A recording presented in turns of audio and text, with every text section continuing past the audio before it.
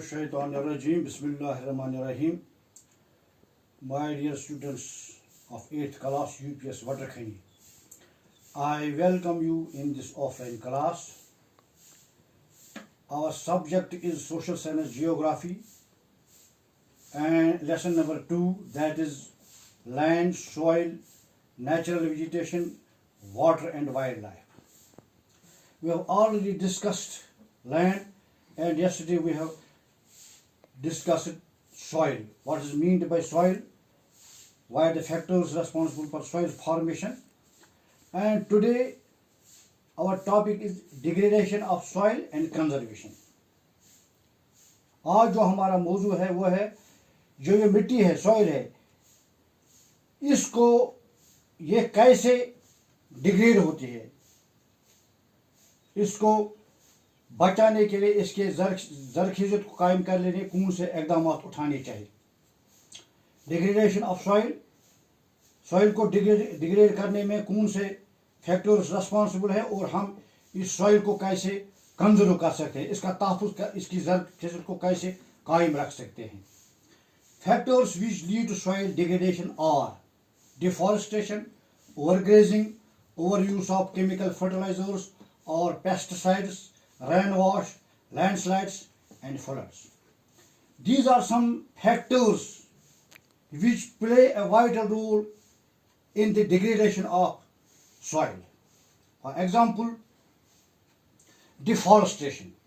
Deforestation means cutting of forests, cutting of plants. यह भी मिट्टी की जरखीजत को कम करने में एक अहम रोल अदा करते हैं. जंगलात की कटाई, overuse of chemical fertilizer, जब हम मिट्टी में ज़्यादा कीमियाई खादों का इस्तेमाल करते हैं या दवाइयों का ज़्यादा छिड़काव करते हैं तो इससे भी मिट्टी की जरखीजत कम होती है. ओवरग्रेजिंग, ओवरग्रेजिंग के ज़रिए भी मिट्टी, जब हम ओवरग्रेज करते हैं यानी हम मवेशियों को चराते हैं इस मिट्टी पर जहाँ चरागाहों में, तो इस तरह से ओवरग्रेजिंग नहीं होनी चाहिए कि वो मिट्टी भी निकालें, इससे भी इसकी जरखीजत कम होती है, डिग्रेड होती है, इसका दर्जा कम होता है. रेन वॉश, और बारिश का जो पानी है तो वो भी मिट्टी को अपने साथ बहा लेता है, वॉश करता है, उससे भी इसकी जरखीजत कम हो सकती है. लैंडस्लाइड्स, जब लैंडस्लाइड्स आते हैं या फ्लड्स आते हैं वो भी इसकी जरखीजत को कम करते हैं. ये कुछ ऐसी चीज़ें हैं जो ज़मीन की जरखीजत को, मिट्टी की जरखीजत को कम करते हैं.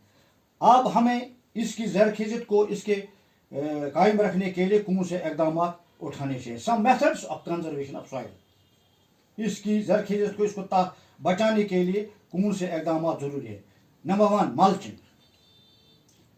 ए layer of organic matter. Mulching is a layer of organic matter which retain soil moisture in soil. जो इस जमीन में एक ऐसा मादा है, ऐसा मैटर है, ऑर्गेनिक मैटर है, ऑर्गेनिक मैटर की एकता है जो इस जमीन में, इस मिट्टी में नमी को बरकरार रखने में मदद देती है. दूसरा है कंटूर बैरियर्स. कंटूर का मतलब वो खिता, पहाड़ की शक्ल जैसा एक हिस्सा. Stone grass soils are used to build barriers along contours.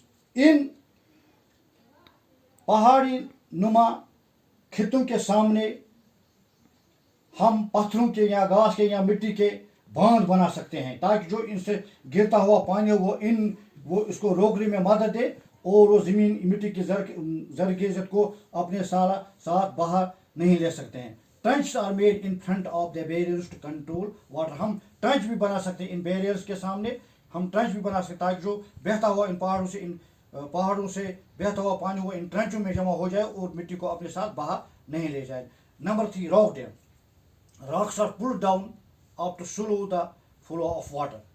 हम चट्टानों को भी तोड़ सकते हैं और उनको, वो भी इस पानी को, इस बहते हुए बारिश के पानी को रोक सकने में हमें मदद देते हैं और इस तरह से भी हम इस मिट्टी की जरखीजत को कायम रख सकते हैं. Number 4, terrace farming.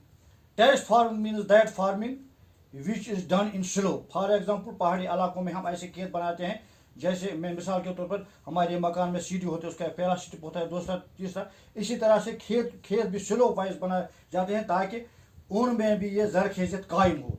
ये इस तरह की फार्मिंग जो है ज़्यादातर पहाड़ी इलाकों में की जाती है, और इस तरीके से भी हम सॉइल एरोजन को रुका सकते हैं और मिट्टी की ज़रख़ेज़ियत को बरकरार सकते हैं।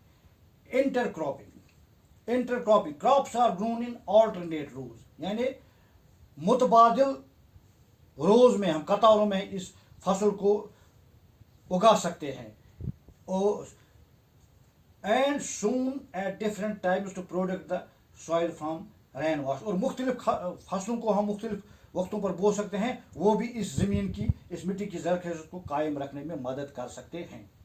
Shelter belts in the coastal areas and dry regions, rows of trees are planted to check the wind movement and protect soil cover, यानी उन इलाकों में जो इलाके खुश्क होते हैं उनमें हम ट्रीज लगा सकते हैं,